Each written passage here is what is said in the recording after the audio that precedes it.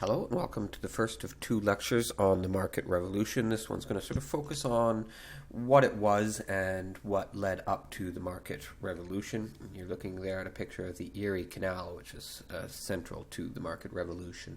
So this is from the concept outline: innovations in technology, agricultural, and commerce powerfully accelerated the American economy, precipitating profound changes to U.S. society and to national and regional identities. So the nation's going to transform economically in the years 1820s, 1830s, 1840s, 1850s. And they're going to go from being an agrarian local society where you produce for yourself and maybe a little for trade, but you're not really exporting much outside of your local area, to an economy where we're regional, with a west, south, and a north that are connected markets where if you're producing in one, you are selling in another. And we're going to get much more of a cash economy as a medium of exchange. So what's leading to this is, well, some other revolutions in production, like the Industrial Revolution, transportation improvements. The United States finally gets a good transportation network and solve that problem that has slowed them down for quite some time. And the Communication Revolution with the invention of the telegraph and allowing for communication from region to region, and leading to this, what we call the market revolution. So let's start with the transportation. And these two maps are showing how long it would take to travel from New York to other places within the country. And if you see on the left in 1830, in 1 week, you're not going to get very far. You're going to get maybe halfway to the Mississippi.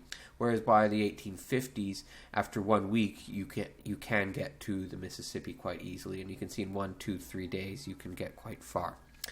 All right, forgive us in the background as the garbage truck has arrived. Okay, so this is an effect of the transportation revolution. What's leading to it is to finally invest in some infrastructure, mostly at the state level or at the private level, not by the national government, where there's still strong opposition to this. But we will sort of finally see the fulfillment of the dream of Clay and Hamilton of investment in sort of an American system, as Clay called it, which investment in internal improvements is a major component. So roads, good roads that don't get muddy in the winter and dusty in the summer, that are well maintained and drain well and built well. And the system known as the MAC system, later, tarmac. And one national road cutting through the heart of the Northwest. But for the most part, these are interconnected state roads. And along the roads, towns would develop. There'd be an inn, a station for people to rest for the night, and around that, restaurants and other businesses might come about, and supply stops, and towns develop along it. And then after roads, a real boom in canal building, and the Erie Canal really set it off. People said it wouldn't be successful; it would just be a waste of money, but no, it really worked. And so we see the Erie Canal is this blue line here from Buffalo, New York on the Great Lakes, and then the canal goes to here where it meets the Hudson River, and the Hudson River is very navigable and leads down to the big harbor at New York. So it connects New York City here to the Great Lakes. And once you're in the Great Lakes, because of all the roads and canals that are being built over here, you're connected to all of this with a very reliable, safe transportation connecting the West to New York City, and had profound effects, the Erie Canal and all the other ones. There's the Erie Canal. And with steamboats, improving on the steam engine, you've now turned all of those rivers into a highway. And these steamboats, they can go, both ways. They can go up the river against the current, and of course they can go with the current, and they can go down the river. And so all of those, the Mississippi River and all of the rivers that are leading into it, the Ohio, the Missouri, all of them become essentially a big transportation network. Whereas before, you could only send stuff down the river. Now they can go both ways. And so we get here, this is showing the rivers, the canals, and the major roads, and we can see we have a major transportation network finally, and it didn't really take long to get it going. And we can see much more connected up in the north to the west. So if this is the west, here's the north, we can see the axis is sort of here. And the Erie Canal had a lot to do that, to take what used to be a north-south axis, because you have to go down the rivers, and swung it so that it's a west to north axis up in here. And we get a number of communities that will develop and in time become important commercial centers in cities: St. Louis, Chicago, Cleveland, Pittsburgh, Buffalo, and of course New York, where all of the production in that area is all being drained into New York City. Now, railroads, yes, railroads were being built, and you can see quite a few, especially in the 1850s. But the real golden age of railroads will be after the Civil War. So the Civil War is the 1860s, then we get the golden age. But starting in the 1850s, and we can see much more being built in the north and in the west. And that's going to contribute in part to the success of the North in the Civil War. But that's for later lectures, of course. So that's the transportation. Now, what about the production? Now, when you think of the Industrial Revolution, you have to think of the factories, but really the farming production improvements are quite crucial. And really the farms go from being those sort of family farms, local farms, to being really big factory farms, some of them. So two inventions: the reaper and the plow. So McCormick's reaper, we'll have a look in a moment what that is, and John Deere steel plow, both of these greatly boosted the farm production. So what would have before taken, 10 units of production, 10 man hours, now can be done in one. And so you can grow a lot more, way more than you could possibly eat or sell locally. And so you're going to want to sell it to a market far away. And because of the transportation improvements, you're now able to do that. And so the West becomes, a major food supplier to the rapidly growing population and to the cities, especially the cities developing in the north, New York, Boston, and those ones. And we get a cash economy because, hey, I'm far away from where I'm selling. I don't want to trade, my wheat and flour for some manufactured goods. No, I don't.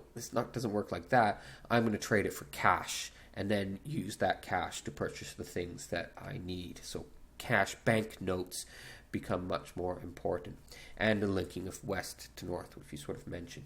There's the plow. So the plow is going to cut into that virgin soil and rip through all those roots and that hard grass and open up the land. And that's very, very difficult, challenging work that would take up a lot of your man energy, your own personal energy.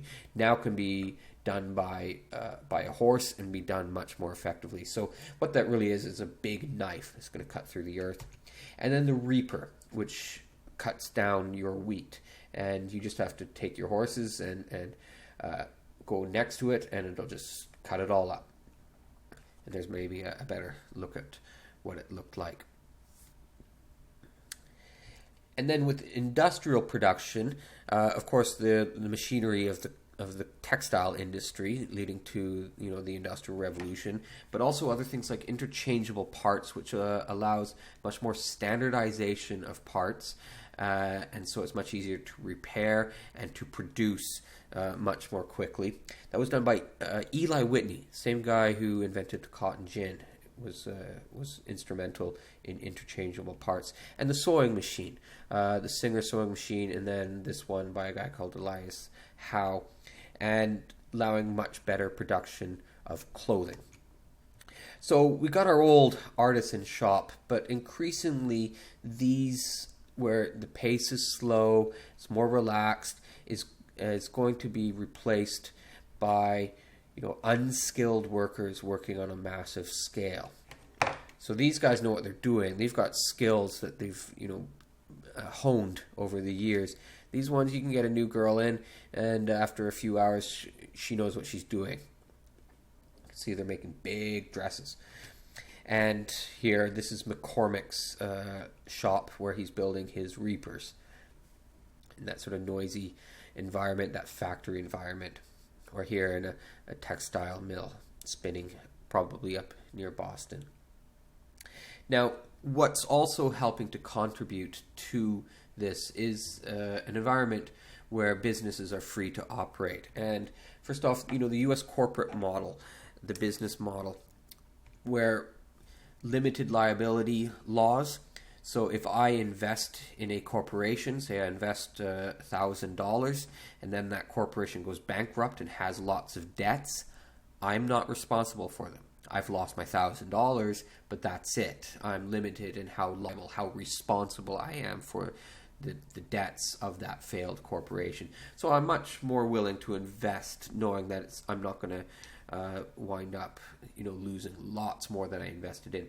Free incorporation, meaning that people can incorporate and create a company just by walking into a government offices and filling out some paperwork, and it doesn't need the approval of the legislature, which in the past had been needed to get a charter to have a corporation.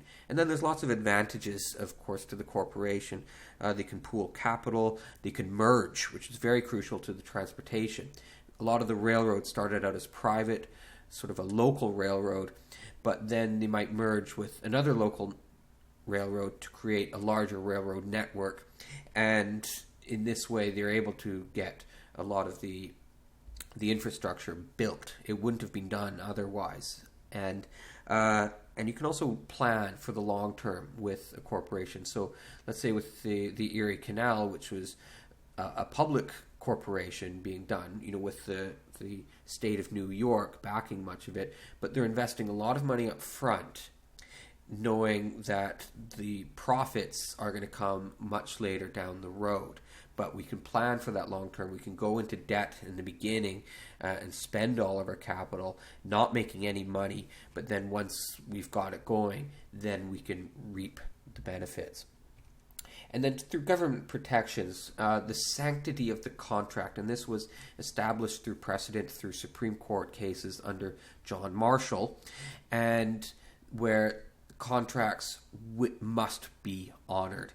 And so businesses people can go into business together where, I hire you and here's a contract where I ask you to do this for me. Well, if you don't do it, then I can sue you and the government's going to back me up and you're going to be in trouble if you do not honor our deal. So nobody can, back out of deals. And patent protection, where if I invent something, the government absolutely will protect my invention, and so it's making an environment where these inventions like the sewing machine and interchangeable parts and the plow and the reaper, I'm going to take some time to tinker and build it, so you have an environment where people want to innovate. And because labor is so scarce as well, people are looking for ways to improve production. Which gets to our major effect from it, these regional identities that we're talking about that are connected together. We have the West, and in the West, we're going to have much of the farm production, but they are growing way more than they need, so they want to sell it to market. So where is their market? Well, to the North. So these two get connected together. And the North, they're manufacturing goods and clothing and other things. Well, they hope to sell that out to the West as well as, into their local areas. So they become very connected, these two. The North, much more manufacturing as the base, the West as food. Now in the South, they remain very agrarian. So this market revolution hasn't really affected the South too much, where we have a new South, the Cotton Kingdom, building on the lands where the natives had been removed from. And they're much connected to the Old South, sort of culturally, but also through slavery. As there's high demand for slave in the Cotton Kingdom, where are those slaves going to come from? Well, from sort of slave breeding in the Old South, and they'll sell the slaves down the river to the cotton plantations. So they become connected in this way. But there's also a connection here, cotton to the north, with the selling of cotton to the northern mills. And then we get these regional economies, and I very much recommend that you sort of pause the screen and have a look at what's going on here at the map economically. There's quite a bit on here, but the main way to think about it is in this way: west, food; south, cotton and slavery; and the north, industrialization, industry, manufactured goods, and the connections together and the way that they're connected together. All right, that concludes the first of our 2 lectures on the market revolution. Thank you for listening.